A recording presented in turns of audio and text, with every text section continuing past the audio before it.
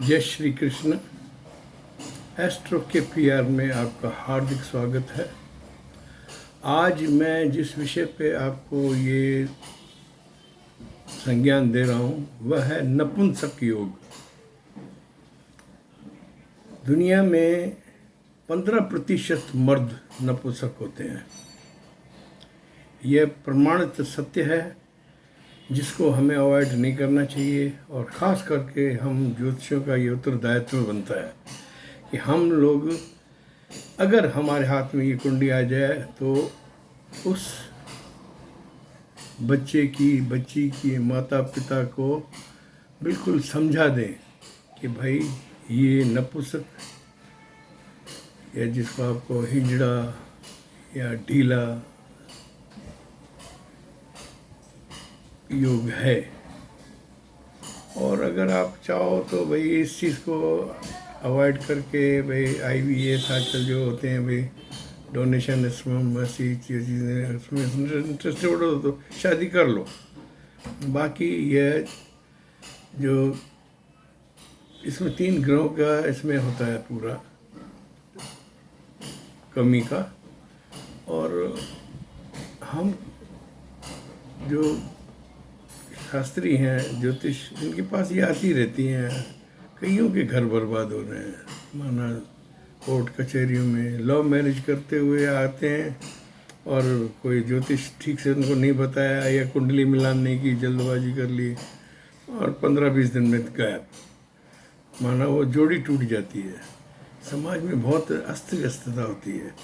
तो इस चीज़ के लिए आदमी को सावधान होना चाहिए। माता पिता को भी और बच्चों को भी सोचना चाहिए कि भाई अगर हमारी कुंडली में ये चीज़ है तो we should convince the other party, भाई ये है, आपको समझ में आया तो करो। क्लियर विजन रखो। और ऐसे तोड़ जोड़ दुनिया में क्या परेशानियाँ बढ़ाने की ज़रूरत है, जब अपने पास ऐसी विद्या है जिससे हमें पूरी आइडिया हो जाती है कि भाई यहाँ कमी है। अगर फिर धनी का कोई धनी नहीं बोलते हैं, और वो कह नहीं साहब हम तो रहेंगे, ठीक है जाओ, हमारा दायित्व ख़त्म।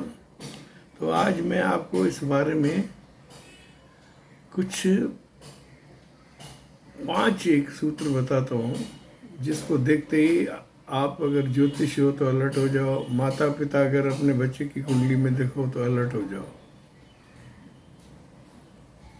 इस जो दुर्योग है इसको दुर्योग बोल सकते हैं, नपुंसक दुर्योग।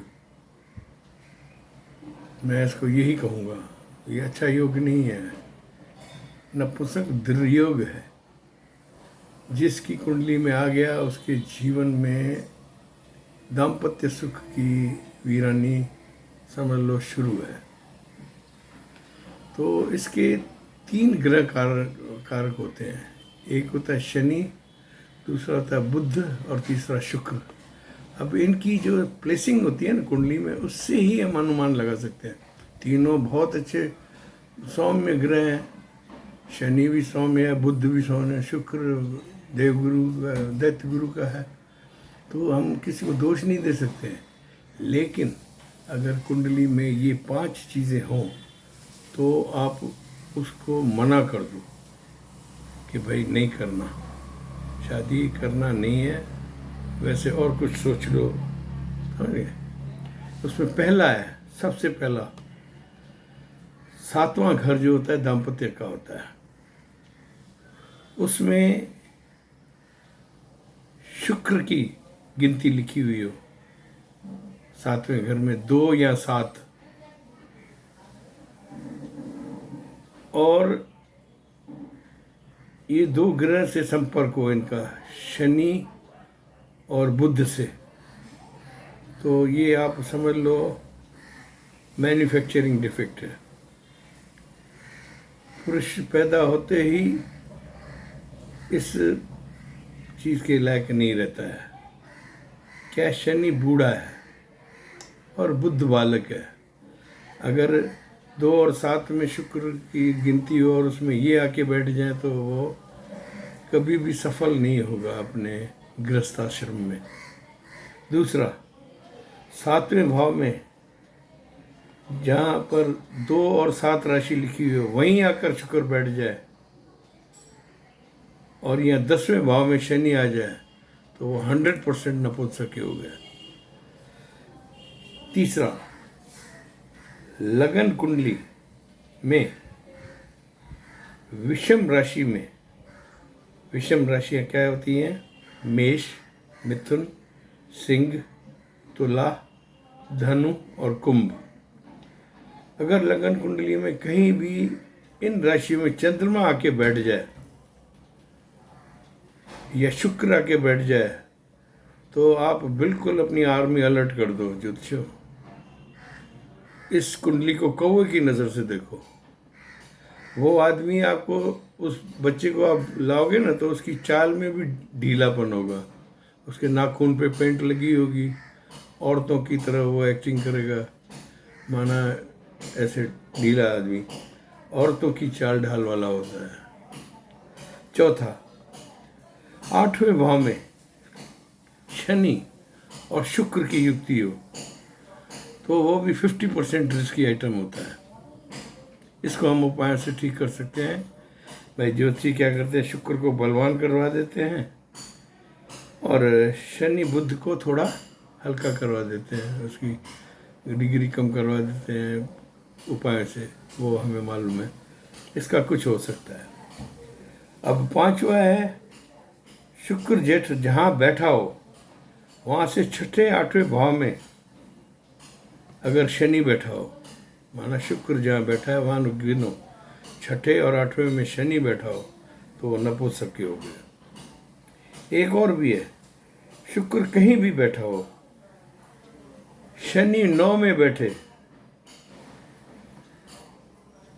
भाई जो शुक्र है जो 2 भाव का है उसमें शनि अगर 9 भाव में बैठ जाए तो वो भी नपुंसक योग है।